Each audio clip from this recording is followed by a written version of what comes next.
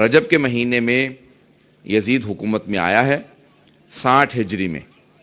اور 64 ہجری میں بنا بر روایت جو میں آپ کو پیش کر رہا ہوں 10 ربیع الاول کو یزید ہلاک ہوا ہے۔ 10 ربیع الاول کو، جو میں آج دیکھ رہا تھا طبری نے جو لکھا، جو اہل سنت کے مورخین نے لکھا، اور 64 ہجری میں، یعنی 3 سال اور 8 مہینے اس کی حکومت رہی ہے۔ تو عزیزان گرامی 3 سال 8 مہینے حکومت رہی ہے، اور ان 3 سالوں کے اندر کہتے ہیں کہ 3 سال میں اس نے 3 ایسے گناہان کبیرہ، ویسے تو اس کی پوری زندگی گناہان کبیرہ سے بھری ہوئی ہے، لیکن 3 ایسے گناہ کیے ہیں کہ جس کی جہنم کے لیے کافی تھے، جس کے بعد پھر توبہ کے دروازے بند ہو جاتے ہیں۔ بعض ایسے گناہ ہیں جس کے بعد پھر توبہ قبول نہیں ہوتی ہے، تفصیل میں نہیں جاؤں گا اب۔ تو پہلے 61 ہجری کے اندر واقع کربلا اس کے ہاتھوں ہوا، 62 ہجری کے اندر واقع ہرہ، اور 63 ہجری کے اندر جو خانہ کعبہ پہ حملہ کیا، منجنیق سے باقاعدہ خانہ کعبہ کے غلاف تک کو آگ لگا دی گئی اس کے یزید کے ہاتھوں۔ اب 64 ہجری کے اندر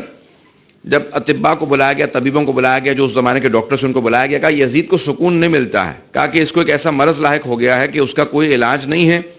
اور اس کا مرض معلوم ہی نہیں ہے کہ اس کو مرض ہے کیا، اس کی بیماری ہے کیا۔ عزیزان گرامی، وہ سب سے بڑی جو اس کی بیماری تھی کہ اس نے سید الشہداء کے قتل میں حصہ لیا تھا، بس وہی اس کا حکم صادر کر دینا اسے بیمار کر دینے کے لیے کافی تھا، کہ ذہنی مریض بھی تھا، روحانی مریض بھی تھا، جسمانی مریض بھی تھا۔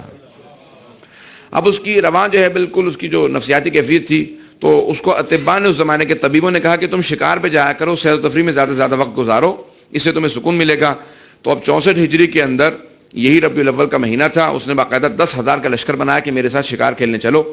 اور ایک مرتبہ 64 ہجری میں جب یہ یزید ملعون گیا شکار کے لیے، تو تقریباً 2 دن کا مسلسل دمشق سے اس نے سفر کیا، اور دمشق سے دور ہو گیا، اور پھر اس نے باقاعدہ ایک ہرن کو دیکھا، کہا کہ میں اس کو شکار کرنا چاہتا ہوں، اپنے گھوڑے کو دوڑایا،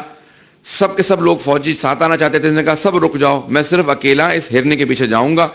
اور تیزی سے ایک وادی میں، یہاں تک کہ ایک بہت ہی بھیانک قسم کی وادی میں داخل ہو گیا۔ یہ روایات میں مختلف دیکھ کے آئے ہوں آج۔ تو ایک مرتبہ جب وارد ہوا تو اس نے دیکھا کہ قریب تھا کہ ہرنی کو یہ شکار کر لیتا، اچانک دیکھا کہ ہرنی اس کی آنکھوں سے اوجھل ہو گئی، اور یہ چاروں طرف سے دیکھنے لگا کہ بے انتہا خوف و ہراس کے اندر مبتلا ہوا، اور اس وقت سوچ رہا تھا کہ کیا ہوگا، یہ کیا کیفیت ہے، بے انتہا اس کو پیاس محسوس ہوئی۔ اچانک دیکھا کہ ایک سامنے سے آدمی آ رہا جس کے ہاتھ کے اندر ایک مشکیزہ ہے جس میں پانی ہے، کہا کہ مجھے تھوڑا سا پانی پلا دے۔ تو اس نے فوراً آواز دی، کہا کہ دیکھ تو نے حسین ابن علی کو پیاسا شہید کیا تھا، اب تو ہم سے پانی کی توقع رکھتا ہے؟ کہا پھر تم کیا کرو گے؟ کہ اچانک ایک مرتبہ ایک عقاب نے اس پہ حملہ کیا، ایک پرندے نے، یا عقاب مانند ایک پرندہ تھا، اور اس نے باقاعدہ یزید کو پورا نگل لیا۔ اس کا گھوڑا اس خوف سے بھاگا تو اس کے اوپر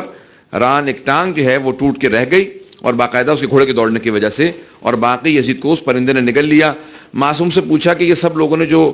بتایا کہ جب اس کا گھوڑا واپس آیا خوف سے بھاگتا ہوا تو اس پہ اس کی ٹانگ باقی تھی، تو پھر اس وقت امام علیہ السلام نے پورا واقعہ سنایا۔ کہا کہ اللہ سبحانہ و تعالیٰ نے 2 فرشتوں کو بھیجا تھا، ایک جو انسانی شکل میں آیا تھا جس نے پانی دکھایا تھا، اور دوسرے کو عقاب کی شکل میں بھیجا جس نے اس کو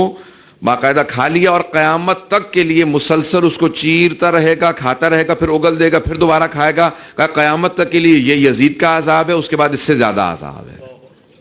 عزیزان گرامی، یہ قتل سید الشہداء کا اس کے اوپر جو عذاب نازل ہوا اس دنیا کے رحمتک یا ارحم الراحمین وصلی اللہ علی محمد وآلہ